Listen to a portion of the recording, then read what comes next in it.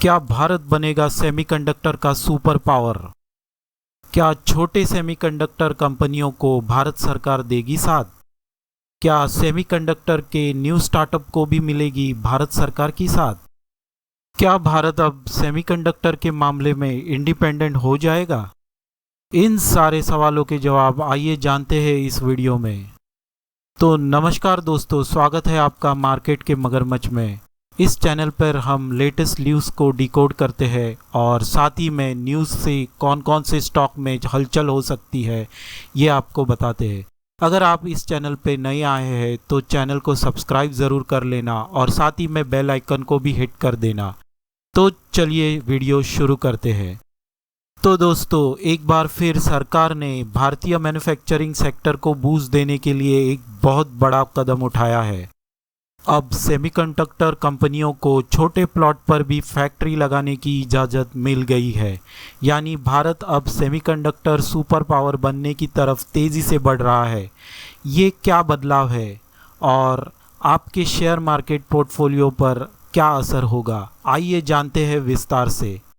तो दोस्तों, भारत सरकार ने 3 जून 2025 को special economic zone amendment rule 2025 को नोटिफाई कर दिया है। तो क्या है ये नया रूल, आइए जानते हैं। तो रूल ये है कि अब सेमीकंडक्टर और इलेक्ट्रॉनिक कंपोनेंट्स बनाने वाली कंपनियां सिर्फ 10 हेक्टेयर में प्लॉट पर भी फैक्ट्री लगा सकती है। इससे पहले स्पेशल इकोनॉमिक जोन में फैक्ट्री लगाने के लिए 50 हेक्टेयर का प्लॉट ज़रूरी था, लेकिन अब ऐसा नहीं है दोस्तों। अब सरकार चाहती है कि ज़्यादा से ज़्यादा सेमीकंडक्टर और इलेक्ट्रॉनिक कंपोनेंट्स की कंपनियां हो, इसलिए अब 50 हेक्टेयर की प्लॉट की ज़रूरी था वो हटाकर 10 हेक्टेयर पर भी ये लोग कंपनियां अपनी लगा सकते हैं। यानी कि अब स्टार्टअप्स और मिड लेवल टेक कंपनियों के लिए भी मैन्युफैक्चरिंग आसान हो गई है। दोस्तों, देखा जाए तो दुनिया में सेमीकंडक्टर की डिमांड तो आसमान छू रही है, लेकिन सप्लाई बहुत ही सीमित है और भारत अब इस डिमांड को पकड़ने के लिए कमर कस रहा है और इससे भारत की इंपोर्ट डिपेंडेंसी कम हो जाएगी और मेक इन इंडिया को बूस्ट मिल जाएगा। और सरकार ने इलेक्ट्रॉनिक्स कंपोनेंट की डेफिनेशन भी बढ़ाई है, जिससे ज़्यादा कंपनियां इस स्कीम में आ सकेगी। तो चलिए दोस्तों, आते हैं हमारे मेन मुद्दे पे, जो है कौन कौन से स्टॉक पर इसका असर पड़ सकता है। तो पहले नंबर पे आते हैं टाटा ग्रुप्स के ये 2 शेयर, जो है टाटा एल्क्सी और टाटा इलेक्ट्रॉनिक्स।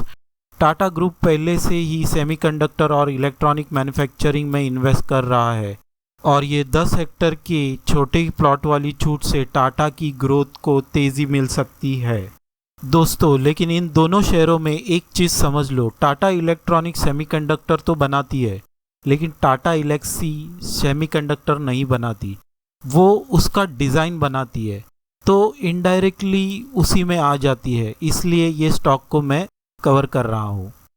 तो चलिए बढ़ते हैं हमारी दूसरे स्टॉक की तरफ, जो है स्पेल सेमीकंडक्टर।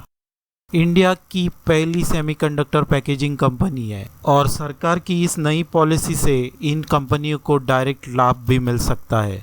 चलिए बढ़ते हैं हमारी तीसरे स्टॉक की तरफ, जो है मॉस्चिप टेक्नोलॉजीज़। टाटा एल्क्सी जैसी मॉस्चिप टेक्नोलॉजीज़ भी सेमीकंडक्टर डिज़ाइन में काम करती है, तो इस कंपनी को भी स्पेशल इकोनॉमिक जोन में मैन्युफैक्चरिंग प्लांट स्टार्ट करना आसान होगा। फिर चलते हैं हमारी चौथे कंपनी की ओर, जो है डिक्सन टेक्नोलॉजीज़। ये कंपनी इलेक्ट्रॉनिक कंपोनेंट मैन्युफैक्चर करती है और इनको भी नए प्रोडक्ट और एरिया में एंट्री करना भी आसान हो जाएगा। तो चलिए बढ़ते हैं हमारी 5वें कंपनी की ओर, जो है सारमा एसजीएस टेक्नोलॉजीज़। ये एक ईएमएस और कंपोनेंट मैन्युफैक्चरिंग कंपनी है जो स्पेशल इकोनॉमिक जोन के बदलाव का बड़ा फ़ायदा उठा सकती है। तो दोस्तों, ये नया बदलाव सिर्फ एक सेमीकंडक्टर मैन्युफैक्चरिंग को नहीं, बल्कि भारत की पूरी टेक्नोलॉजी इंडस्ट्री को नई दिशा देने वाला है।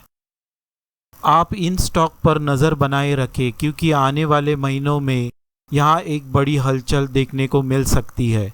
तो दोस्तों, जितनी भी इम्पोर्टेंट चीज़ें थी इस न्यूज़ को लेकर सारी बता दी है और कौन कौन से स्टॉक पर असर पड़ेगा वो भी बता दिया है।